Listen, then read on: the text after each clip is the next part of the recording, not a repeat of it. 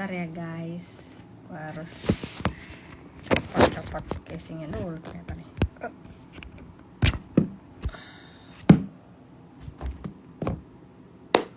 Oke, selamat malam. Selamat bergabung teman-teman dari followersnya akun Dias Natalis Siko UI, terutama Siko UI, Dias Natalis kan 64 ya kebetulan tahun ini. Aku Sita, kita mau mulai lagi dengan sesi hari ini nih. Sebelum kita mulai nanti jam 7 pas, jadi sekarang aku lagi nunggu aja teman-teman yang pada mau join yang udah pada wave semua. Selamat malam, aku wave balik ya pakai manual. Mau pakai di wave semua, dibales ya, bales ya. Oke, aku ngintip dulu sekarang ini kita bentar, ini kita sesi nomor 11, sesi nomor 11 ya guys. Oke, wah Putri Arum send request. Putri Arum mau ikut di live video. Kok ada send request di sini? Boleh, mau join.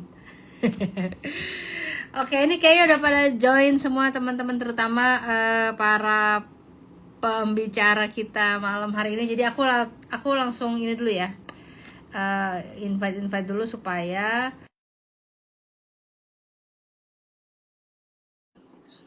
gitu. Aku lagi invite nih. Kepencet kakak Putri Arum, siap. Hati-hati kalau suka pencet ya. Oke, siap. Selamat malam Kak Arif.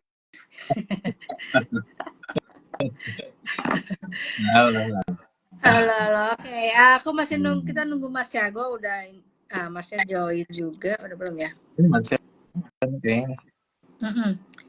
Di gue tapi masih gelap, bener nggak? Atau? Yeah, siap. Halo yeah. Marsha. Halo. Oke. Selamat malam semuanya sekali lagi.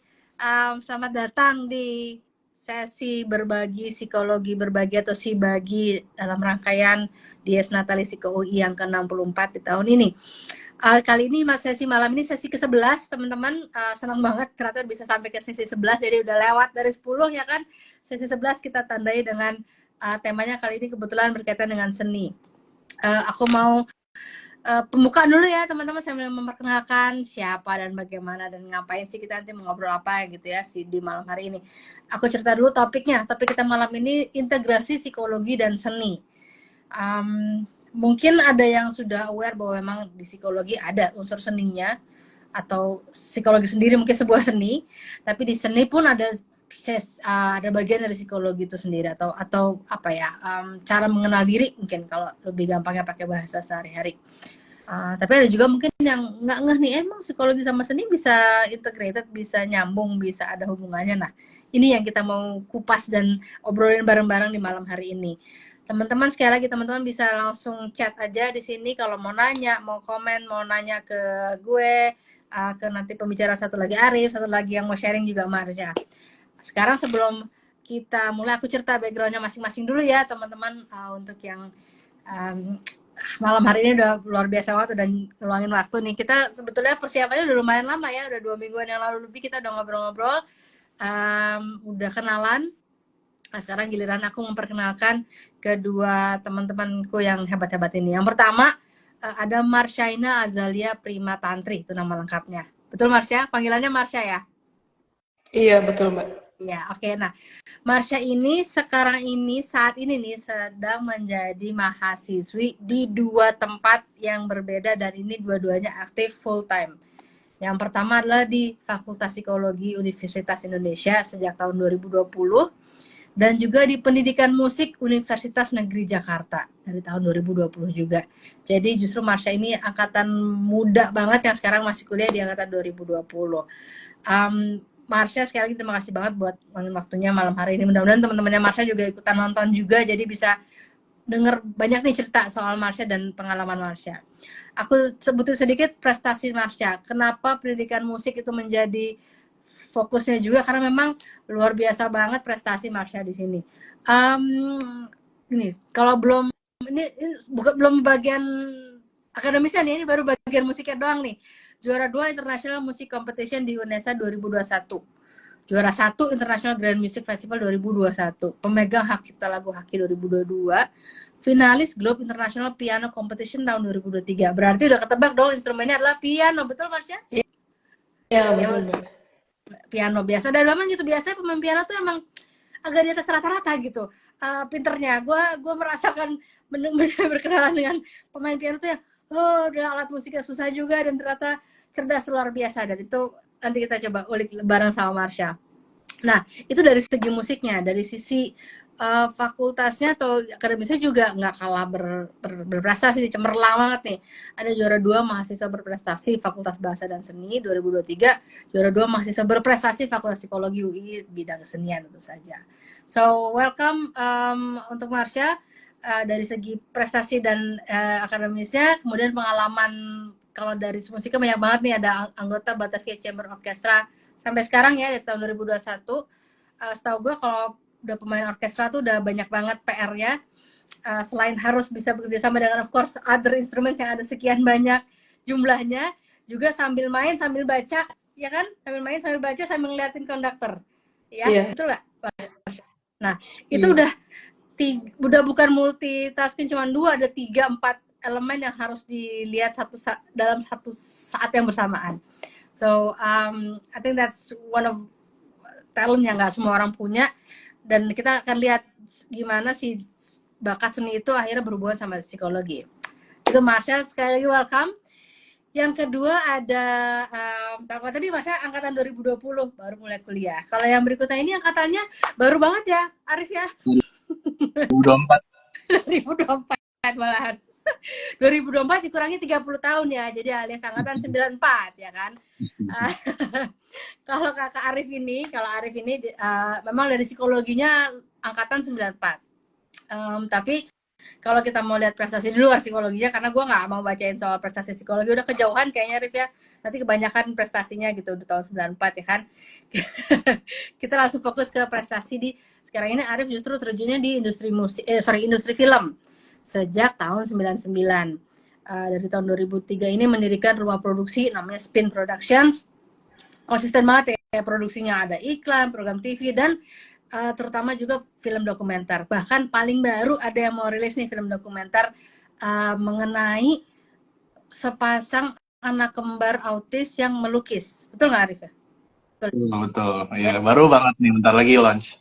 Nah, nanti kita bahas soal itu juga, karena menurut gue ya kalau kita ngomongin soal film, of course ya itu satu seni tersendiri, tapi ketika lo ngambil sisi dokumenterinya, which is menurut gue itu juga satu challenge tersendiri. Setahu gue bahkan ada kuliahnya khusus buat dokumenteri gitu ya. Itu ada challenge sendiri, dan kemudian lo pick up topik yang ada hubungannya dengan psikologi. So let's talk about it later. Masih sedikit soal Arif lagi. Udah bekerjasama dengan partner macam-macam, global partner. Ada tayangannya juga, hasilnya juga tayang di televisi macam-macam di Amerika, Inggris, Jerman, Hong Kong, Australia, dan terakhir juga kemarin gue lihat ada apa namanya kayak semacam seri session dengan teman-teman di Austria kalau nggak salah terakhir ya Arif. Ya. So I think kalau kita ngomongin, kalau tadi Marsha mengenai dengan orkestra bekerja sama dengan banyak orang, di film Arif dengan tim produksi sendiri udah pasti punya tim yang cukup besar, udah gitu bekerja sama dengan many partner tadi yang global dan lokal juga. So I'm sure itu juga banyak tantangannya gitu, dan let's see dari cerita teman-teman di sini apa sebenarnya tadi integrasi antara psikologi dan seni itu tadi ada atau enggak gitu. I think that's the brief introduction untuk kedua narasumber kita. Kalau gue sendiri, gue kenalan singkat aja, gue Sita, background gue juga ada seninya di musik, kebetulan gue juga punya di dalam sebuah band yang udah 30 tahun juga usianya. Dan gue psikologi angkatan 99. Jadi kebetulan kami bertiga adalah lulusan psikologi. So mudah-mudahan obrolan kita malam hari ini buat yang mendengarkan yang non psikologi ya bisa dapat sesuatu dari situ. Kalau enggak ya udah nggak apa-apa, yang penting senang-senang aja ya kan kita ngobrol-ngobrol gitu. Oke, kita langsung aja mulai ya. Mungkin aku mulai dengan Marsha dulu kali ya, Arif. Nanti kita dengar masing-masing. Aku mau pengen dengar ceritanya Marsha dulu. Pertama gini, I'm sure mungkin anak-anak zaman sekarang banyak yang penasaran. Gila, kuliah 1 aja udah sulit ya, gitu ya. Sekarang ternyata Marsha malah kuliahnya 2. Dan mungkin orang-orang nggak aware kenapa kok bisa dua yang seolah-olah kayak berlawanan banget gitu. Mungkin kalau dua kan bisa jadi misalnya accounting sama apa gitu ya, yang komputer misalnya mungkin nyambung kayak gitu-gitu. Tapi ini musik sama psikologi gitu. Boleh cerita dulu nggak sih, Marsha, apa sih yang backgroundnya kenapa kok akhirnya bisa memilih dua jurusan itu untuk akhirnya didalamin sebagai pendidikan S1-nya? Oke, mungkin kalau misalnya aku cerita lebih ke awal-awal kenapa aku memilih jurusan itu, kita mungkin membicarakan minat saya dulu ya. Sebenarnya minat saya itu lebih condong ke musik. Oh ya, mohon maaf ini suara saya agak habis karena lagi pilek. Semangat, Ya, semangat. Mudah-mudahan nggak terlalu ya, sakit nih ya. ya. Jadi minat saya itu lebih ke musik sebenarnya lebih besar. Terus Hmm. untuk musik sendiri itu udah didalami dari kecil. Hmm. Sehingga ya mungkin itu udah jadi passion gitu ya. Hmm. Lalu saya coba apply ke jurusan pendidikan musik dan alhamdulillah keterima. Hmm. Nah, cuma uh, orang tua menyarankan bahwa kalau misalnya musik, ya musik sendiri aja mungkin butuh sesuatu yang menopang. Jadi itulah sebabnya saya memilih pendidikan musik dan Hmm. diperkuat lagi dengan ilmu psikologi sehingga musik ini ada dua penopang yaitu pertama pendidikan dan yang kedua ada psikologi gitu. Jadi saling berintegrasi satu sama Iya, lain. iya, Gitu iya. sih, Mbak. Oke, oke. Nah, tapi kan tadi udah sempat cerita psikologi awalnya dari orang tua gitu, tapi sebenarnya kepaksa nggak sih untuk tiba-tiba masuk psikologi itu? Kalau musik udah nggak usah ditanya ya. Psikologi kepaksa Ya, nggak sih psikologi? kalau dibilang kepaksa sih enggak juga karena setelah saya masuk terus mencoba belajar gitu, ada beberapa hal yang kayak oh ternyata Hmm. kalau misalnya kita perform atau kita latihan, mungkin ada strategi-strategi tertentu yang ya saya dapatkan ilmu itu di psikologi. Jadi ya somehow ya memang akhirnya saya juga merasakan manfaatnya gitu. Jadi nggak kepaksa sih. Nggak kepaksa. Oke, apa tuh strategi tertentu yang mungkin Marsha rasain? Strateginya mungkin kalau misalnya kalau misalnya musik itu bicara ada latihan dan ada perform. Mm-mm. Kalau latihan kita bisa pakai teori-teori kognitif gitu ya, mungkin kayak metakognisi untuk supaya ketika kita latihan itu bukan cuman sekedar mengulang-ulang hal yang sama, Hmm. melainkan ada goal tertentunya dan kita juga bisa memantau proses latihan kita sehingga lebih efektif gitu. Apalagi kalau misalnya konteksnya pendidikan yang berarti mengajar, nah itu jadi bisa ketika kita mengajar kita juga mengajarkan kepada murid kita bahwasanya ya kita latihan juga ada ilmunya gitu. Jadi bukan hanya sekedar latihan aja gitu. Oke, jadi ini bahkan Marsha sebagai guru yang mengajar ke muridnya juga menyampaikan itu juga gitu ya ke murid-muridnya, menyampaikan apa yang Marsha rasain juga gitu terutama. Iya. Oke, kalau perform apa tuh strateginya yang tadi Marsha rasain? Kalau latihan kan beda nih, kalau perform? Kalau perform mungkin lebih ke mungkin karena saya main musiknya klasik ya, jadi pressure-nya agak lebih besar apalagi kalau misalnya solo. Hmm. Nah, itu kita kadang-kadang dituntut untuk perfect sehingga ada anxiety ketika kita ingin tampil. Nah, dengan belajar psikologi mungkin saya jadi lebih memahami kira-kira emosi itu tuh munculnya dari mana. Terus habis itu kayak kecemasan itu penyebabnya apa aja dan tahu gitu cara untuk meregulasinya. Kurang lebih gitu sih. Oke, menarik, menarik. Ini sekedar apa namanya throwback sedikit ke minggu lalu. Minggu lalu memang kita udah mensinggung sedikit mengenai kecerdasan emosi dan di panggung gitu, dan ternyata Marsha juga mengalami itu, artinya mengapply itu dan merasakan itu, padahal musiknya sama sekali beda, justru malah klasik yang harus tampil solo segala macam lebih besar gitu ya. Tapi di sisi lain ketika kita lagi tadi latihan tuh juga ternyata ada yang juga harus kita regulate, dan tadi menarik banget yang Marsha bilang kalau pakai istilah teori ya teknik kognitif dan metakognisi, itu gue juga udah lupa istilah-istilah itu ya kan, udah lama banget gitu ya, tapi poinnya adalah you have to have a certain goal gitu kan ketika latihan gitu, nggak cuma sekedar ngulang habis itu udah terus pulang besok ngulang lagi gitu. It's not as simple as that gitu ya, ternyata memang ada tuh hubungannya gitu. Oke, kita lanjutin nanti ngobrol. Sekarang kita sedikit ke Arif ya, untuk startnya dulu Arif. Kan lo kuliah, obviously kuliah psikologi dulu nggak sih baru terjun ke film? Atau sebenarnya sebelum psikologi udah interest sama film?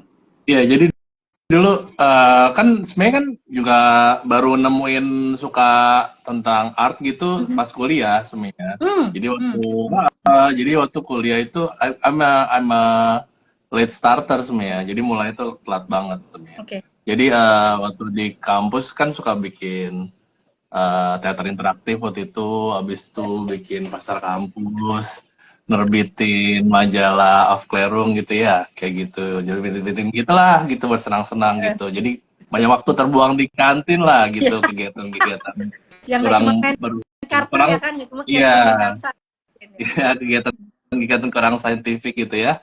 Jadi apa banyak waktu di gitu. Jadi kita bikin-bikin kayak gitu. Nah, ternyata eh ketertarikan terhadap acting, terhadap teater dan lain-lain itu eh skripsinya pun ngambil itu gitu. Jadi gue waktu itu bikin gambaran konsep diri aktor teater profesional.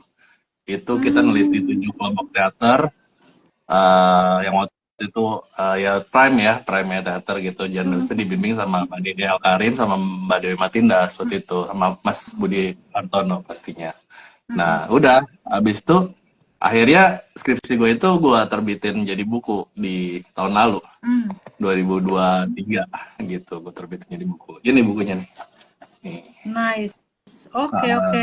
Siap, siap. ini Oke. Dan itu poinnya adalah konsep diri ya, Rif. Tadi gue tertarik sama yes. istilah lo diri gitu. Mungkin buat teman-teman yang tidak berbackground psikologi, sebenarnya apa sih secara awam kalau lo coba jelasin konsep diri itu apa? And to some extent, what does it do for you gitu dengan si konsep diri ini gitu. Betul. Jadi konsep diri itu kan apa isi lebih ke konten dia tuh apa pandangan diri kita tentang kita sendiri gitu pandangan kita tentang diri kita sendiri gitu jadi misalkan konsep diri gue gitu misalkan saya ayah saya filmmaker saya anak pertama gitu-gitu isinya kira-kira gitu cuman konten aja bedanya sama harga diri ada worth-nya ada nilai di situ ada harga ada penghargaan tertentu itu bedanya itu jadi ya di di aktor teater ini jadi menarik karena ternyata penelitian gue tuh memotret saat itu dengan aktor kan punya diri sama peran dia actively ngambil peran bermacam-macam gitu kan dalam wadah acting itu. Nah itu gue memotret setelah orang lebih dari 10 tahun berakting di teater profesional gimana konsep dirinya kayak gitu. Oh, oke. Gitu sih. Dan ternyata itu shifting nggak atau apa? Eh, Atau jangan di-spill ya? Jangan di-spill, harus baca bukunya kayaknya ya. iya, Benar-benar. kalau mau dapat bukunya bisa ke Tokopedia atau di banyak macam-macam. Nah, ya oke. Itu kan lu penasaran kayak gue kan, ya makanya teman-teman yang lain gue nggak akan spill. Nanti cari bukunya, silahkan follow IG-nya George Arif juga untuk lebih lanjut soal itu.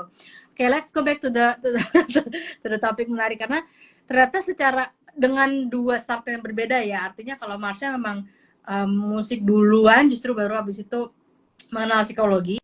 Kayaknya nambahin psikologi bisa nih gitu ya. Kalau Arif justru psikologi duluan, habis itu di dalam psikologi menemukan sesuatu yang berbau art di situ, walaupun itu sebenarnya bukan kurikulum lah ya artinya Rif, maksudnya itu kan lebih ke activity ekstra di kampus ya. Oke. Nah setelah kalian menjalani masing-masing bidangnya masing-masing, how atau di titik mana ketika kalian merasa oh iya nih emang ternyata unsur dari psikologi itu penting atau ada hubungannya atau ada perannya dalam apa yang gue lakukan gitu ya dalam keseharian gue ataupun dalam hal ini profesi masing-masing gitu. Is there any specific starting point atau yang bikin ini atau mungkin kejadian tertentu yang ini benar-benar banget nih, ini benar-benar hubungan antara musik sama psikologi gitu. Silakan siapa yang mau share duluan. Jadi mungkin yang pengalaman gue mulai di film tuh dari sebagai writer gitu ya, writer buat TV program gitu. Nah ternyata tuh buat gue mudah banget untuk mendevice adegan untuk touch the heart audience gitu. Ternyata. Jadi kalau gitu gue bisa ngebayangin kalau gue bikin ini tambah ini scene-nya bakal bikin efek ini di penonton gitu. Jadi lumayan gampang untuk gue nggak creatively creating that gitu. gitu. Karena lo Sekaligus itu juga karena lo bisa memahami secara psikologis tuh orang-orang bakal ngerespon gimana kayak gitu-gitu maksud lo berarti dari iya, iya. Jadi kira-kira misalkan gue bikin gini-gini, dia bakal merasa gini lah, gitu, gitu. Nah itu hmm, kepake banget waktu gue nulis ya, terus terang gitu. Jadi itu kepake banget. Habis itu ya pasti yang kalau psikologi kepake banget ya dalam banyak banyak hal, dalam berinteraksi sama orang, dalam manage team gitu ya. Gimana kita bisa deket, akrab, tapi juga cukup tegas gitu supaya everything still goes on well hmm, gitu. Kayak gitu-gitu sih. Jadi script writing itu yang banget ngaruh banget sih. berasa ya. Sampai Oke, sekarang pun gitu sebenarnya sih banyak-banyak gitu, oke. banyak pengaruhnya. Menarik-menarik. Marsha ada yang mau diceritain? Kalau saya mungkin karena pengalamannya juga masih sedikit ya. Tapi kalau misalnya dari diri saya sendiri, kalau ngomongin tentang di luar tadi yang latihan sama perform itu menyampaikan emosi melalui musik, terkadang ada aspek-aspek musik yang elemennya itu bisa menunjukkan emosi. Hmm, Misalnya kalau misalnya main not putus-putus dan apa suaranya keras itu kedengeran lebih tegas.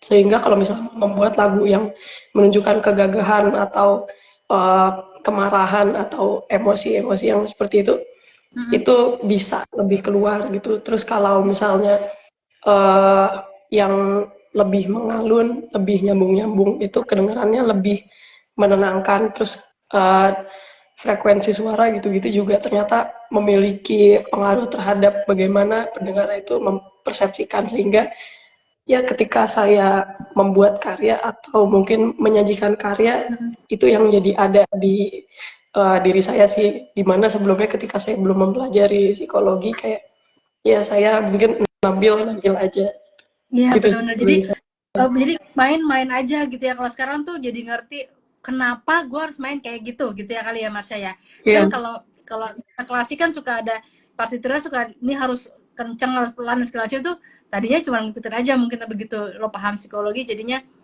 oh karena ini supaya orang mempersepsikan nih adegannya yang lagi tadi tegas ini yang misalnya lagi mellow pas segala macam gitu ya Marsha ya berarti. iya, Nah berarti kan iya. itu penting banget tuh peran bukan penting banget ada hubungannya banget tuh antara musik dengan ya how people will feel ketika mendengarkan kalau dalam kasusnya Marsha karena ini mendengarkan alunan musik gitu ya. Nah kalau di film mungkin nyambung ada pertanyaan yang ada di sini sebenarnya tadi kalau script writing itu dari angle lain kita akan bahas habis ini kalau script writing tapi sekarang masih berhubungan sama musiknya sendiri. Kalau musik di film itu sebenarnya ada efeknya nggak sebagai filmmaker ya Arif. Dan kalau emang ada perannya ada yang berkaitan dengan emosi nggak sih gitu?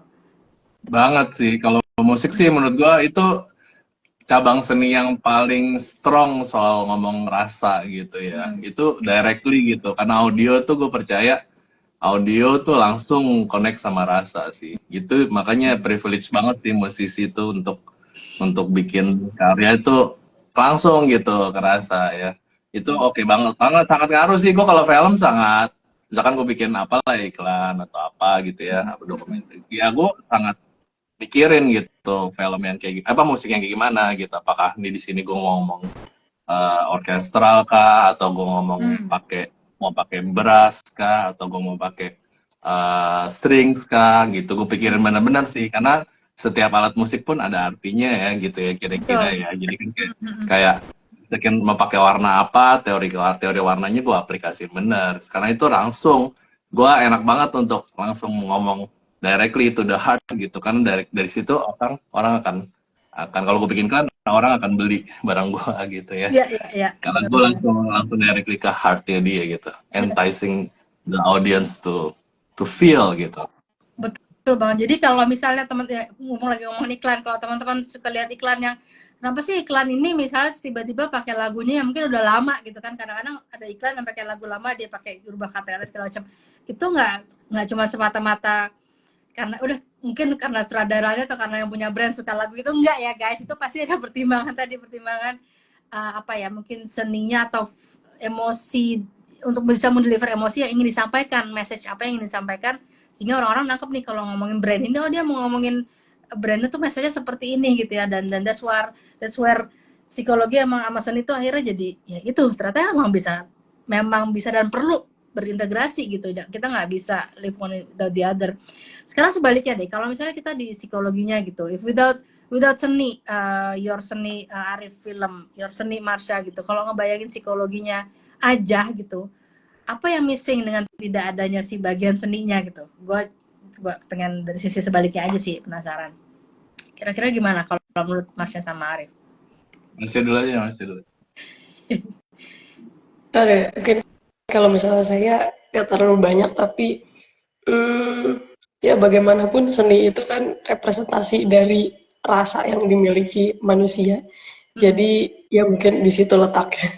Gitu ya. Jadi kalau nggak ada musik, kalau cuma psikologi doang, belajar psikologi doang juga gimana rasanya tuh kira-kira?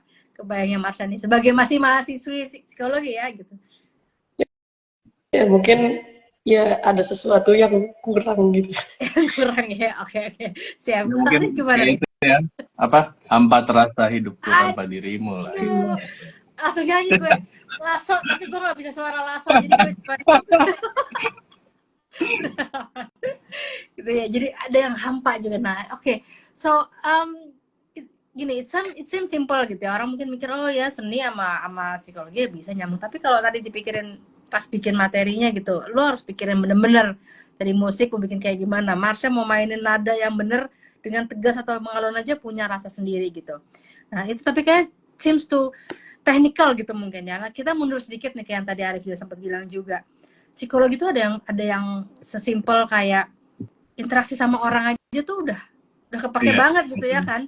Nah, mungkin buat teman-teman di sini yang juga nonton juga yang non psikologi of course, what do you feel beneficial dengan ketika lo tahu basic lah lain apa ilmu psikologi dengan ketika lo harus menerapkan ketemu orang lain, tadi bekerja sama di dalam tim, di orkestra misalnya, terus atau tadi bekerja sama dengan segala macam kru film, segala macam, any experience yang mau teman-teman share di sini? Kalau gue tuh senang people watching ya. Gue tuh seneng gitu. Kayak gue diam, gue ngeliatin orang gitu. Apa? Merhatiin gerakan orang gitu ya. Itu kepake banget sih. Kayak misalkan, kayak gue baru ketemu orang pertama kali langsung gampang gitu connect sama dia gitu. Kayak gampang aja gitu. Habis itu apa? Find the common ground gitu dalam bekerja sama gitu ya. Jadi udah jadi skill set yang natural gitu, kayak seset aja nggak direncanain gitu. Okay. Kayak gitu sih sebenarnya skill psikologi yang mana Arif, to be exact, yang mana yang lo akhirnya pakai gitu, sehingga ngebantu lo ngerasa gue bisa langsung klik nih sama orang walaupun baru pertama kali kenal gitu? Nggak tahu, kayaknya gue gampang banget ngeliat orang dari cara berpakaian, gesturnya gitu ya. Oh kira-kira gini lah gitu. Jadi intuitively aja. Soalnya gue ini otak kanan banget. Jadi otak kanan mentok gitu. Jadi kayak semua yang berhubungan bahasa, musik, art, whatever. Semua hal-hal yang nggak major dalam hidup ini tuh gue gitu. Nggak, maksudnya, ya kan gue selalu bilang sama teman-teman gue gitu ya. Kita nih filmmaker, kalau dunia kiamat, kita yang paling nggak kepake gitu. Kerjaan kita. Ya masa orang masih mau nonton film gitu saat dunia kiamat? Enggak kan gitu kan. Jadi semua yang paling nggak penting kan kerjaan gue gitu. Nah itu gue jadi paling kanan, gue kanan semua. Jadi ya gue gampang aja sih orang membaca orang, bukan untuk mempergunakan orang, tapi untuk combining with synergy gitu. Oke. Jadi di situ ada observation skills-nya juga, so you observe people intently. Jadi gue kayaknya orangnya kayak gini nih, and then jadi ke bawah dari cara lu communicate with them gitu ya. Jadi akhirnya kenalannya enak, ngobrolnya enak gitu kali ya maksudnya. Itu tadi merendah sekali ya, film gak ada ini. Film itu hiburan kita loh, yang kayak people willing to buy certain amount of rupiah to stay in a room 2 hours and then forget about reality. Itu buat gue powerful banget. I mean, it's that output juga kadang-kadang. Iya, kalau nggak dipikirin juga menonton film juga bete ya kan. Tapi kalau if you do things right then you got lost in the movie, that's paling keren banget ya. Iya, memang sih. Jadi apa? Ya melarikan dari segala seduh-sedan hidup ini yang nggak menyenangkan. Betul. Nah, kalau Marsha sendiri tadi skill ya mungkin nggak belum ke teknis, ke urusan ngajar misalnya, atau terutama tadi PR orkestra nih guys, gue mau kasih gambaran aja. Gue nggak pernah main di orkestra, tapi gue punya pemain drum, gue pemain orkestra. Jadi kalau gue setiap ngeliat dia main orkestra tuh gue berasa gila susah banget ya main orkestra gitu. Dan tadi seperti Masya bilang, wow itu skill yang luar biasa. So, tapi sebelum ke teknik ke sana gitu, Masya, secara basic psikologi skillsnya yang lo rasain bermanfaat di keseharian Masya apa sih? Mungkin kalau misalnya untuk di dunia musik ya, kalau misalnya saya join orkestra satu dengan orkestra lainnya itu kadang-kadang vibes-nya beda gitu. Mungkin dari musiknya berbeda atau orang-orangnya berbeda juga, sehingga jadinya gimana ya, kayak mainnya beda juga gitu sih. Ya kurang lebih gitu sih, Gitu. kayak ngerasain perbedaannya aja. Masih perbedaan, dan itu lo ngebawanya gimana jadinya setelah lo ngerasa itu ada perbedaan kiri kanan gitu ya, apa yang lo rasain jadinya? Jadinya ngebawain musiknya juga berbeda dengan interaksi antara orang-orang yang berbeda dan apa namanya tipikal kelompok yang berbeda itu mungkin musik yang sama itu bisa disajikan dengan cara yang berbeda gitu. Betul, jadi ada proses sinergi, ada proses adaptasi juga ya, emang akhirnya mau nggak mau Marsha harus ya mau nggak mau harus mau, orang kita kan kerjanya sama banyak orang lain gitu ya, kita juga nggak bisa milih orkestra siapa aja orangnya, gue suka sama yang itu, ya lu bukan konduktornya masa iya lu memilih gitu kan. Jadi yang kita harus apa namanya beradaptasi di situ juga, menarik banget nih. Nah, aku mau nyentuh sedikit yang apa hasil yang tadi Arif sempat mention nih, bukan hasil karya yang terbaru yang baru mau akan launching ini sebentar lagi ini gitu ya. Mungkin Arif boleh cerita sedikit backgroundnya, set the story for the movie ini, judulnya Coloring Outside the Line. Silakan. Iya, jadi ya ini sebenarnya gue orangnya mengalir aja sih dalam berkarya gitu, dan sebenarnya kalau sehari-hari kebanyakan yang kita kerjain memang iklan, tapi gue bikin beberapa dokumenter yang sifatnya dikerjakan lebih dalam waktu lebih lama gitu ya. Jadi gue pertama kali bikin Persona itu kita produksi selama 6 tahun. Habis itu kedua gue ngikutin Mas Nano dan Twitter Koma 8 tahun. Catatan atas selesai. Nah kemarin ini Joshua Tree kita bikin 2 tahun tentang Joshua, anak autis di Singapura. Kita ngikutin dia dan keluarganya. Nah ini koproduksi Amerika, Singapura dan Indonesia, dan ya cukup bersyukur karena cukup diapresiasi, dapat beberapa award lah ya di Berlin, di London, di beberapa festival film di India. Nah yang dari film Joshua Tree ini kita kelilingin, dapat dipercaya lagi bikin Coloring Outside the Line ini. Jadi kalau Joshua Tree kita ngikutin satu anak Joshua yang remaja dengan keluarganya, journeying with the family gitu. Kalau ini kita ngikutin dua anak 8 tahun kembar yang mulai ngelukis dan mulai pameran-pameran lah gitu. Nah menarik karena gue sendiri pernah diminta ngajarin art terapi buat anak autis gitu, dan gue percaya gitu bahwa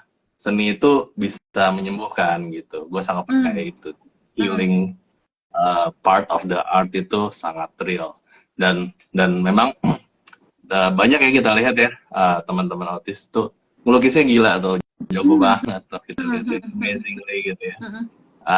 Nah ini juga menarik gitu karena anak-anak ini jadi bisa berkomunikasi lebih, karena kebetulan dua anak kembar ini masih belum verbal amat, jadi dia bisa berkomunikasi lewat lukisan-lukisannya juga dan bisa diapresiasi juga. Jadi hal yang menarik gitu, karena gue juga sendiri nggak punya relationship apapun sama, maksudnya gue nggak punya keluarga autistik atau gimana gitu, tapi karena gue bikin film ini dari Growing Love gitu, jadi gue masuk dalam dunia parents, praktisi pendidikan yang berhubungan dengan disabilitas dan autism tuh, wow, there's a lot of thing yang gue nggak tahu sama sekali gitu ya, maksudnya. Jadi ya gue mengalir aja gitu, jadi suatu Growing Love, dan ya moga-moga nanti juga yang film ini bisa diapresiasi sama audiensnya. Belum tahu sih kapan launchingnya, paling nggak pasti akan ada di salah satu TV, mungkin nanti kita dilihat aja nanti di IG gue, bisa masih berjalan nanti di situ. Tapi belum tahu kapan sih launchingnya, nanti kabar-kabarin pasti. nanti kabarin kita ya supaya kita bisa ngobrolin lagi dengan detail gitu filmnya atau dokumenterinya. Nah, tapi gini, as you said memang mengalir gitu tadi kan, karena kebetulan startnya juga dari project sebelumnya dan you continue with this project. Tapi when you gini, ini pengalaman awam gue kalau nonton dokumenter gitu kan, lo mau nangkep yang mana tergantung lo siapa sebagai sutradara dokumenternya gitu ya. Lo mau ngambil angle suspense-nya kah, lo mau ambil angle pengorbanannya, tapi itu kan dari satu kejadian lo you can choose whatever route yang lo mau ambil gitu ya. Nah, when you choose this route for film Coloring Outside the Light ini, do you think si psikologinya, background psikologi yang lo punya or psikologi nuans yang lo punya itu ngebantu kesana nggak, mengarahkan atau membantu mempengaruhi gue ngambil angle ini gitu, apalagi kebetulan memang topiknya anak autistik gitu ya, memang challenge-nya banyak dan banyak topiknya dibahasnya di bidang psikologi memang gitu, mau nggak mau, tapi kan dokumenter juga nggak harus ngambil itu gitu, tapi again, when you make the documentary, is that something yang emang kesana atau gimana, Arif? Iya, jadi ada dua hal ya. Yang pertama ini karena gue kebetulan anaknya dua-duanya autism gitu. Banyak scene yang gue nge-set scene, gue bikin shortlist gitu kan. Nggak jalan gitu. Gue set, gue berantakan gitu. Berantakan. Nggak bisa diarahin kan maunya dia kan. Ya udah gitu. Oke. Jadi dan gue take around gitu. Akhirnya gini. Tapi sebenarnya yang kepake banget dalam berkarya, apakah itu apapun bentuknya gitu. Psikologi ini gue jadi semacam pisau buat gue, tool buat gue bermain gitu, karena kan kalau di art kan tuh yang penting kita repertoire lebar ya gitu ya, kita punya banyak reference lah gitu ya, reference itu udah bagian kewajiban gue lah sebagai director, tapi dengan tool yang gue pelajarin selama kuliah psikologi, gue jadi semacam apa ya, reference yang gue punya, tes yang gue punya tuh jadi semacam gue deliberately pakai, gabungkan dengan pengetahuan dan yang gue punya tentang psikologi gitu. Jadi gue duel deeper dan duel lebih tajam aja karena gue memang deliberately pakai gitu. Ya, oke. Ya gitu, tapi gue gabung aja. Yes, menarik. Oke, so there you go, teman-teman. Bikin dokumenter juga nggak sesimpel kayak cuma naruh kamera dan nanya gitu ya. You have to find your own angle, and then itu ternyata salah satu bukti juga gimana psikologi dan seni berintegrasi. Aku sekarang ke Marsha dulu. Kalau kita ngomongin Marsha nih, ini kan generasi yang very young ya, masih 2020 kuliahnya gitu, masih baru. And then dengan segala luapan informasi yang masuk ke dalam kalian gitu ya, you can find anything very very singkat, very cepat dan segala macam. And then you manage to do 2 kuliah di saat yang bersamaan. Gue mungkin mundur tapi nggak apa deh, karena gue penasaran banget. Teman-teman lo ngeliat lo gimana, Marsha? Maksud gue, do they really, gue penasaran aja sih, temen lo ngeliat lo gimana gitu, lo sebagai udahlah nggak cuma kuliah doang, lo punya kerjaan ngajar juga, main di orkestra juga gitu. How do your friends sees you gitu? Ya seringkali mereka juga menanyakan hal yang sama sih, kayak kenapa ngambil kuliahnya 2 gitu. Ya, cuman kalau misalnya saya ya selagi ada kesempatan ya saya ambil aja, dan kebetulan tahun 2020 itu kan pandemi. Jadi itu ya membantu juga sih untuk segala kegiatan itu bisa keambil semua. Oke, dan sekarang juga masih berjalan dengan baik juga gitu dua-duanya nih. Artinya kan masih bisa lo lakukan dengan baik gitu. Gue penasaran aja komentarnya mereka apa sih, teman-teman? And then how does it make your friends yang tadinya yang mungkin teman-teman lo yang di kampus yang musik jadi tertarik psikologi, atau sebaliknya teman psikologi jadi tertarik musik gitu? Karena lo kayak yang nyata integrasi psikologi dan seni gitu kan, lo kuliah dua-duanya gitu. How does your friends see you, dan gimana sekeliling lo tuh bereaksi gitu dengan lo yang sekarang gitu? Ya, kadang-kadang mereka bertanya, mungkin yang di musik bertanya tentang psikologi, yang di psikologi juga bertanya tentang musik. Jadi misalnya ada tugas, kadang-kadang kita coba untuk combine juga gitu, untuk masukin kedua ilmunya. Menarik tuh contohnya apa? Ada nggak yang mungkin Marsha bisa share deh yang mengcombine the two gitu tuh kayak gimana tuh contohnya di tugas misalnya? Misalnya membuat makalah atau membuat artikel gitu. Kalau misalnya di psikologi itu kan ada metode penelitian ya. Itu sempat kelompok saya itu jadi mengintegrasikan antara aspek musik sama aspek psikologinya gitu. Pas bikin penelitiannya jadi kayak Arif ya waktu kemarin ya teater dan apa konsep diri pemain teater ya kan udah benar combine dua-duanya tuh langsung ya di situ. Kayak menarik banget. Jadi ternyata ya teman-teman anak-anak zaman sekarang juga tertarik ya. Ya udah mudah-mudahan nih ilmu kita dua-duanya bisa maju terus ya kan. Banyak yang suka jadi banyak yang terusin gitu. Oke. Teman-teman yang mau nanya silakan. Ini ada pertanyaan lagi nih. Kayaknya orangnya kepo banget. Mau nanya ke Marsha nih. Spesifik ke Marsha. Dia bilang gini. Menurut Marsha, musik itu bisa membentuk karakter pemain musiknya nggak sih? Misalnya orang yang main klasik mulu, itu karakternya akan beda dengan orang yang main musiknya kontemporer misalnya. Atau main jazz versus musik rock misalnya gitu. Menurut Marsha, kira-kira ada perbedaannya nggak?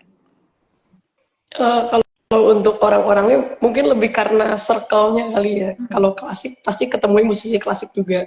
Mungkin main rock berarti dia berada dalam band, dia ketemu sesama pemain band juga. Sehingga dari situ ya ada mungkin semacam stereotip gitu ya antara mungkin musisi ini dan musisi itu. Mungkin itu sih yang membuat jadi terlihat seolah seperti ada karakternya gitu. Tapi sebenarnya kalau menurut Marsha sendiri, dari pengalaman Marsha kan Marsha juga ngajar ya, mungkin apalagi melihat murid-murid yang baru mulai gitu, sebenarnya itu karakter itu beda karena musik yang dimainkan atau ya dari awal semuanya udah kelihatan berbeda apapun musiknya, atau ya benar when you start yang tuh semuanya sama, tapi begitu lo memfokuskan ke satu akhirnya beda gitu.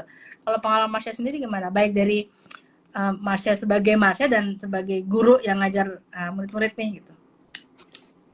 Mungkin awalnya sama, bisa jadi mungkin mereka mempelajari genre yang sama gitu atau masuk sekolah musik yang sama.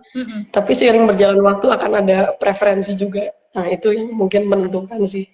Jadi kemana cabang-cabang. Cabang-cabangnya dan akhirnya ke karakter orang itu sendiri gitu ya. Jadi ya benar juga ya, musik balik lagi karakter itu kan bagian dari psikologi atau siapa kita itu juga ternyata terpengaruh juga dari seni dari luar, dalam hal ini musik kebetulan ya gitu. Oke, menarik banget. Nah, buat teman-teman sekali lagi yang mau tanya silakan, mau tanya apapun boleh gitu ya. Gue agak mau nyentuh agak berbeda, lompat lagi ke ketika kita perform atau ketika kita menikmati hasil dari seni kita masing-masing. Kalau si film gitu ya, film ini kan bikin dulu segala macam, nggak ada audiensnya baru terakhir udah jadi baru ditonton gitu ya. Itu different attraction. Kalau musik gue manggung langsung, gue justru harus melihat penontonnya dan penonton itu memberikan semacam energi feedback gitu buat gue.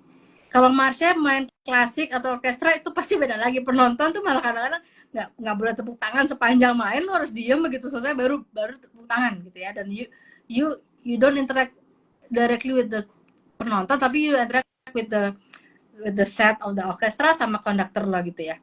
Nah itu kan udah kita udah 3 seni ini udah beda-beda semua gitu.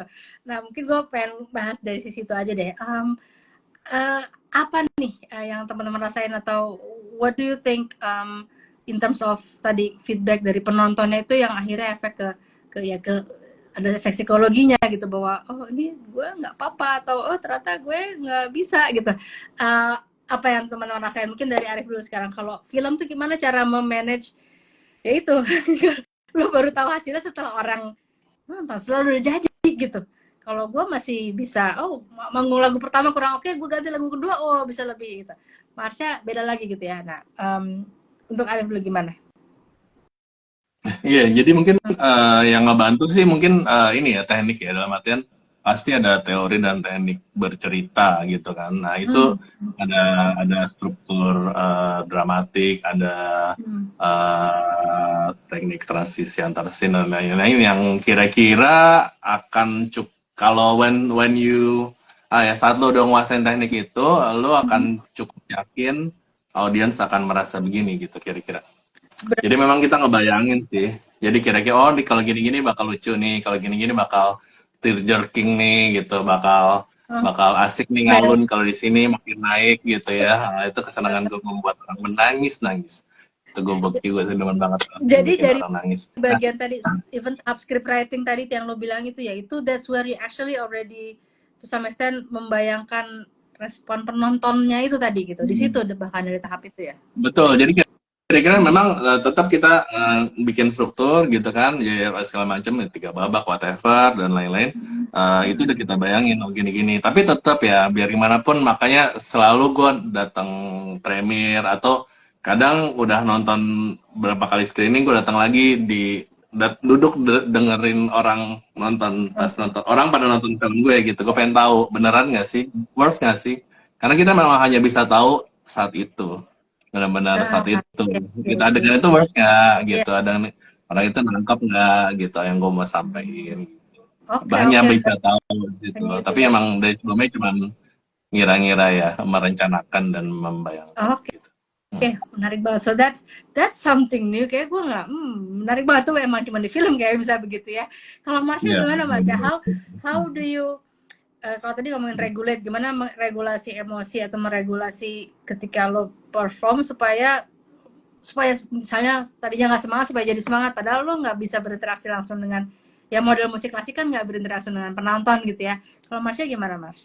Mungkin sebenarnya jatuhnya agak mirip sama film juga ya, karena kita kalau musik klasik itu udah memilih repertoarnya itu udah selektif gitu. Hmm. Jadi repertoar yang ini ditaruh untuk pembuka, lalu yang di tengah-tengah mungkin nanti ada yang naik, terus nanti ada yang turun lagi, sampai nanti endingnya dapet klimaksnya gitu.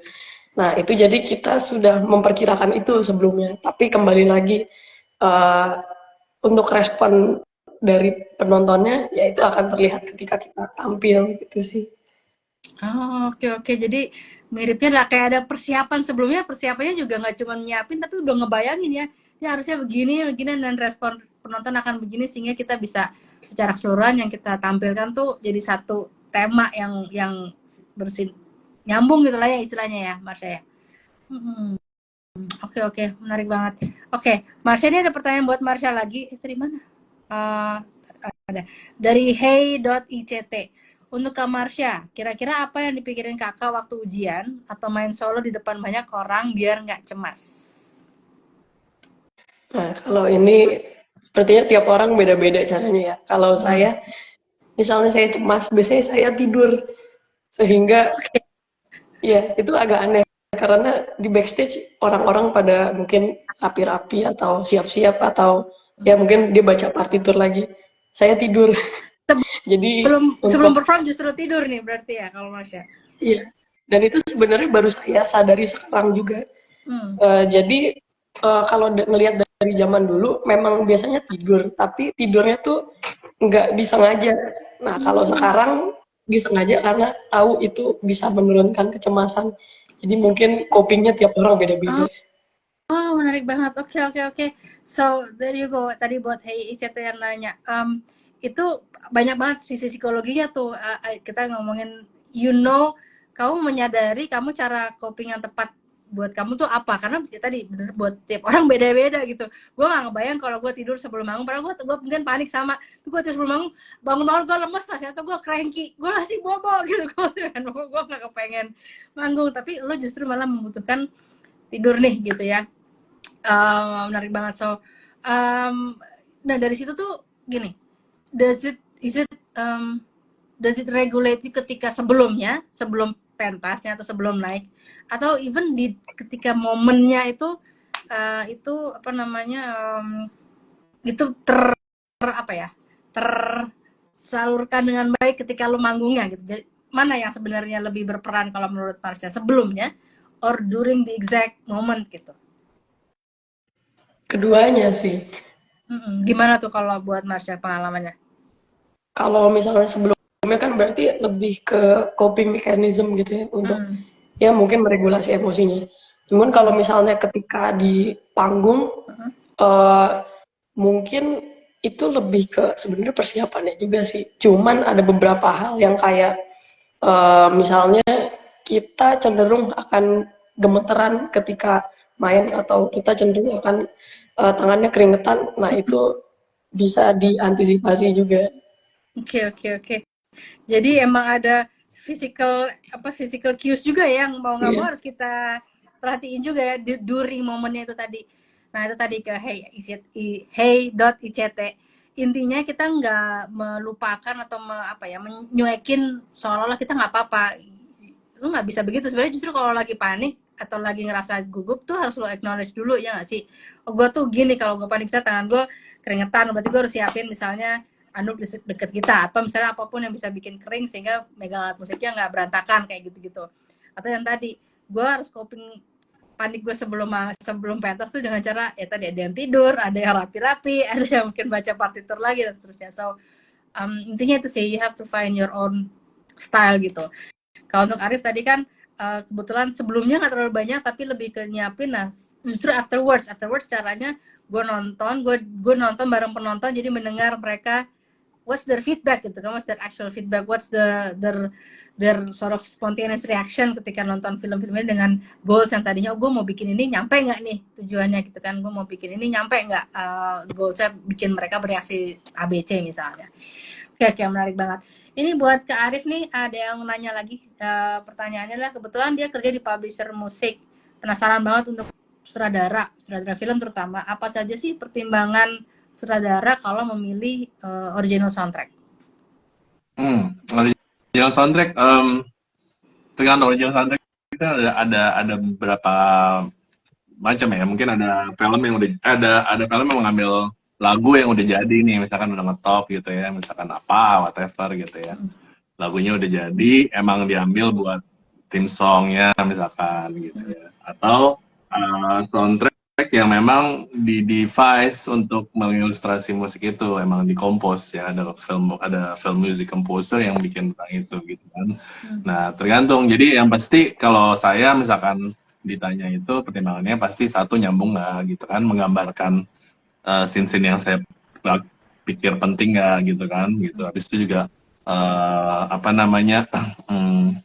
musik itu kan nggak selalu harus tebal, harus banyak instrumen, bisa juga sepi-sepi aja gitu, tergantung rasa yang mau disampaikan itu. Jadi mungkin itu sih, sama kalau memang ngambil musik yang udah ngetop gitu ya, satu misalkan apa gitu, musik itu tentunya akan bisa membawa film itu juga in certain way ya. Jadi dia bisa carry the movie juga. Nah di situ juga jadi pertimbangan. Biasanya kalau musiknya udah ngetop gitu emang mau diambil ya pasti udah termeri ya. Biasanya dari produser udah ini. Jadi kira-kira kita mau taruh di mana gitu ya. Mungkin kayak gitu sih. Jadi ya pasti harus add up to the movie ya. Add up to the visual gitu. Intinya kan itu kan sebenarnya kan. Iya. Oke. Makanya gue pernah lihat tuh kayak rekaman, kalau yang paling gampang sih pernah lihat di TikTok itu, bikin musiknya kartun Tom and Jerry itu belum ditonton, habis itu main musiknya langsung live. Itu orkestranya udah yang sibuk banget di belakang, tapi like dapet ini momennya. Nah itu gue tertarik banget sih sama model kayak gitu. Gue nggak bisa ngerjain, cuman gue tertarik banget dengan itu, dan I think what you both of you describe itu menggambarkan itu, bahwa ya visual sama audio, musik sama film tuh nggak bisa berdiri sendiri, dan ketika kita berseni entah itu melalui film atau musik tuh ya perasaan kita tuh main gitu. Dan di sini kalau kita bicara latar belakang psikologi ya bisa ngebantu di situnya ya, baik tadi di atas panggung, sebelum di atas panggung, persiapannya, bikin skripnya, observe orang segala macam itu, ternyata banyak banget benefitnya. Nah yang gue penasaran juga sih, kita sebagai ada satu kalimat yang kita kayaknya Arif nih yang sempat ngomong waktu kita lagi ngebahas persiapan sesi ini gitu ya. Ada kalimat gini, sebagai manusia itu diperkaya oleh kedua aspek, yaitu psikologi dan seni gitu. I think mungkin masing-masing dari kita punya definisi atau eksplorasi yang berbeda dari satu kalimat itu aja. Aku mau pendapat masing-masing dulu dari Arif nih. Kalau dari kalimat itu tadi, sebagai manusia diperkaya oleh kedua aspek, psikologi dan seni. How do you actually, ya gimana cara menggambarkan itu gitu? How do you feel it feels your life lah sampai detik ini gitu ya? Silakan Arif. Iya, jadi ya mungkin. Tapi by the way nih suaranya si Marshall benar-benar mirip January Christie ya sekarang ya. Mirip banget. Ya. Tahu Kamu nggak Marsha Marshall tahu nggak Januari January Christie? Christie? Siapa dia? Nanti abis ini di googling ya Marsha ya, itu Iya, penyanyi top sih sebenarnya. iya, iya. Jadi kayak kayak gue sih gini. Jadi gini, gue tuh tahu lah bisa meregulate kira-kira gue lagi merasa gini, misalkan lagi kurang enak nih, negative emotion gitu kan, manusia kan afeksi, manusia kan naik turun ya. Gue isi aja pakai kegiatan yang bagus lah, atau gue cari Spotify lagu yang playlist gue lah, atau gue berenang kayak atau gue atau apapun lah gitu. Gue meregulate diri sendiri aja lah gitu kayak gitu. Habis itu juga ya gue nulis puisi juga gitu. Eh, buat katarsis gitu ya untuk membersihkan sampah-sampah dari pikiran gitu, buat tulis gue keluarin aja gitu. Jadi ya gitu-gitulah. Jadi memang memperkaya karena dua-duanya ya psikologi juga seni juga itu rasanya nggak ini ya nggak bisa terpisahkan kayaknya, udah jadi nafas juga gitu. Jadi mungkin mungkin apalagi gue juga cukup suka ngayal gitu, jadi ya maksudnya kepake semua gitu kayaknya, jadi satu satu set ya satu set yang akhirnya jadi bagian diri gitu ya, bagian diri yang sudah nggak kepisah gitu. Jadi ya dinikmatin aja, jadi kita jalanin aja, dipakai saja lah sebagai tool gitu. Siap. Oke, menarik banget. Marsha gimana? Kalau untuk psikologi dan seni terhadap diri saya, ya mungkin saya juga masih mencari sebenarnya. Cuman mungkin sama kayak kata Kak George juga, bahwa ya untuk dalam prosesnya jalani aja, nanti akan terlihat sendiri integrasinya ada di mana gitu. Oke. Untuk masing-masing orang mungkin akan berbeda, mereka apa ya, selisihannya di mana gitu ya, atau tadi titik temunya di mana. Kalau untuk Marsha kan memang ngajar nih gitu, ngajar juga. Kalau misalnya ada murid yang nanya, Kak Marsha ini gimana sih caranya hubungannya psikologi sama seni gitu? What we tell them? Apa yang Marsha akan menggambarkan psikologi dan seni itu bergabung tuh dalam bahasa simpelnya kayak gimana sih? Kira-kira Marsha akan ngomong ke murid-muridnya Marsha nih misalnya. Ya.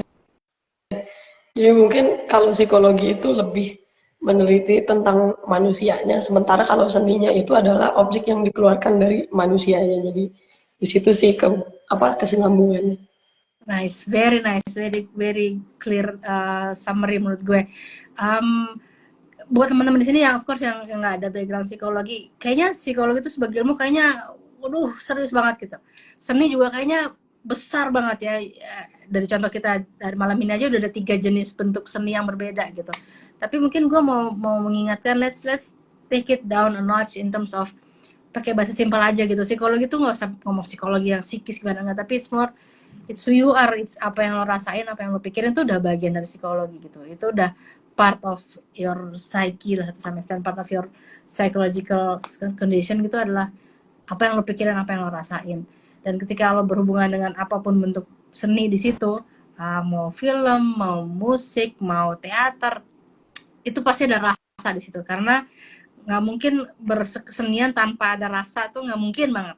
Akhirnya lo jadi, even kalau misalnya seolah-olah seni yang nggak ada bentuknya, kayak misalnya pantomim itu, kalau nggak pakai rasa juga nggak enak gitu ngelihat gerakannya gitu ya. Atau lo mungkin cuma ngerasa, aku cuma bagian kecil dari orkestra, cuma satu pemain biola, tapi trust me, satu pemain biola juga pasti ngaruh bunyinya ke yang lainnya kalau lo mainnya nggak pakai rasa juga gitu. So I think simpelnya adalah kedua itu bergabung ketika lo tahu siapa lo, apa yang lo rasain, dan lo mengeluarkan itu di alat musik atau di media apapun yang teman-teman pilih. Gitu kali ya guys, bener gak sih guys? Kira-kira gitu kombinasi antara seni sama psikologi. Oke, sambil nunggu teman-teman kalau ada pertanyaan lagi, kita sebelum kita akhiri sesinya nih, soalnya kita tadi startnya on time. Biasanya tuh kalau start ini suka molor gitu, tapi ini tadi kita on time karena ternyata dua narasumbernya nggak gaptek sama IG live, jadi nggak lama. Kalau yang lain itu suka yang, gue gimana nih invite-nya gitu. Anyway, so sebelum kita nunggu pertanyaan akhir, kalau emang masih ada yang tanya silakan. Gue mau merekap sedikit gitu obrolan kita malam ini yang topiknya Judulnya adalah integrasi psikologi dan seni gitu.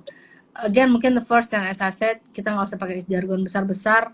Psikologi itu emang it's a disiplin ilmu, tapi intinya itu adalah dirimu sendiri, it's who you are. And then seni ya apapun bentuk yang keluar, bisa bentuk lukisan tadi, atau bentuk musik, atau bentuk film, atau bentuk script writing, anything. It's semua yang pakai rasa itu adalah seni. Nah, kalau dari obrolan kita malam ini, cerita yang aku dari cerita masing-masing Arif sama Marsha, ada beberapa pointers yang gue mau highlight buat teman-teman yang mungkin tadi dengerin. Yang pertama adalah ketika lo melakukan sesuatu, you have to set a goal gitu. Yang tadi kalau pakai bahasa teorinya tadi, teori kognitif dan metakognisi, itu adalah you have to set a goal.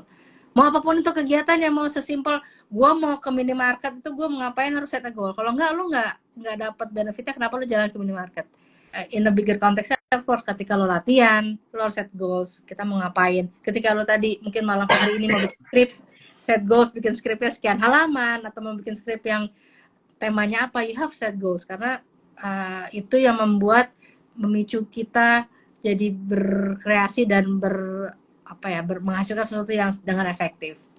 Itu yang pertama. Yang kedua adalah you can never ignore atau nggak pernah bisa mengecilkan pentingnya berkomunikasi dengan orang lain. Mau komunikasinya satu orang, mau komunikasi banyak orang, kayak tadi Arif bilang dengan satu tim produksi misalnya, atau ketemu orang baru. Marsha juga bilang satu orkestra A, bisa pindah ke orkestra B, kalau komunikasinya nggak asik ya nggak akan bisa adaptasi dengan baik gitu. So anything if you think of apa yang harus gue improve dari diri gue, it's always about how to communicate to others. Dan caranya gimana? Salah satu mungkin ya lu belajar mengobserv orang-orang itu dulu gitu. You look at them and then, bukan gini, ngelihat observasi bukan terus maksudnya ngejudge ya, bukan ya guys, bukan itu, tapi lebih ke oke, orang ini tuh kayak gimana sih, so then how I should behave di depan dia, gimana cara gue membawa diri gue supaya bisa enak nih situasinya dan moodnya untuk ngobrol. Itu yang kedua. Dan yang ketiga yang menarik mungkin tadi ada di mention oleh Arif dan disebutkan secara terpisah dengan kata-kata yang berbeda oleh Marsha, adalah mengenai konsep diri.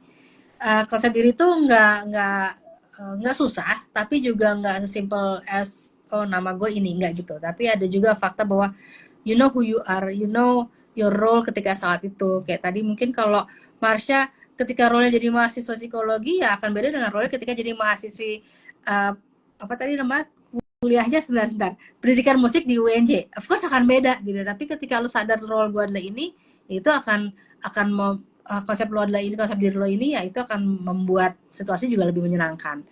Mau belajar apapun juga lebih menyenangkan. Atau Arif tadi bilang, kita role sekarang lagi jadi sutradara. Oke, kita role sekarang jadi script writer. Kita role sekarang jadi observer yang mengamati penonton setelah nonton hasil gue lagi apa. Gimana reaksi mereka gitu.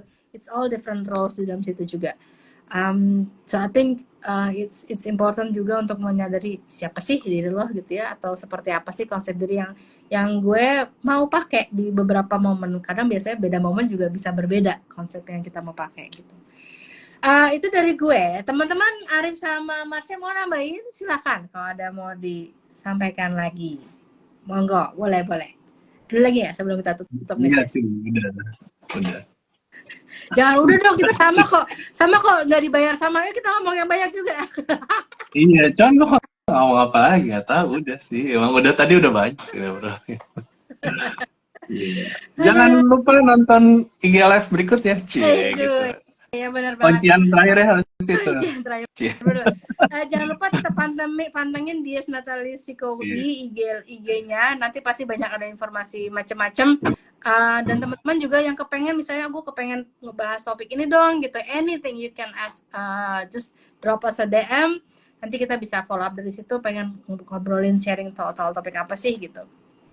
Untuk Marsha ada yang mau ditambahin, Marsha, mungkin buat teman-temannya Marsha terutama yang nonton, hey guys, jangan khawatir, dua jurusan.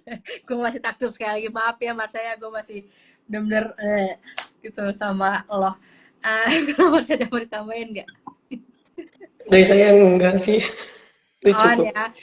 Oke, makasih banyak Arif sama Marsha. Marsha, makasih banyak juga. Mudah-mudahan cepat sembuh. Sorry, ternyata lagi kurang sehat, masih tetap nyempetin IG Live. Arif, Thank you banget, sukses buat film Coloring Out of the Line ya tadi, Coloring Out of the Line. Bener. Itu gue pengen banget bisa nonton kalau udah ada, ajak-ajak ya, karena I'm sure it's gonna be a touching angle ketika lo trying to understand other people's world. Itu selalu sesuatu yang menarik kan. Gue yakin teman-teman juga merasakan yang sama, dan that's what documentary does to you gitu. Lo bukan hanya lari dari kenyataan, tapi lo you learn a new angle about someone, and I think it's very precious for someone who yang bisa punya kesempatan kayak gitu. Jadi makasih juga buat karyanya Arif, makasih juga buat Marsha yang dengan interest di musiknya juga masih mau mengajar dan akhirnya belajar psikologi untuk membantu menyempurnakan proses mengajarkan musik ke generasi berikutnya. Itu gue sih salut banget, karena ya musik nggak boleh mati, musik harus ada terus ya kan. Oke, sekali lagi terima kasih banyak teman-teman yang udah nonton, juga terima kasih banyak udah stay tune di sesi ke-11 si Bagi dalam rangka Dies Natalis Ikoui yang ke-64. Kita ketemu lagi minggu depan, bakal ada lagi dengan topik yang menarik berikutnya. Sekali lagi terima kasih banyak, selamat malam semuanya, thank you, bye bye.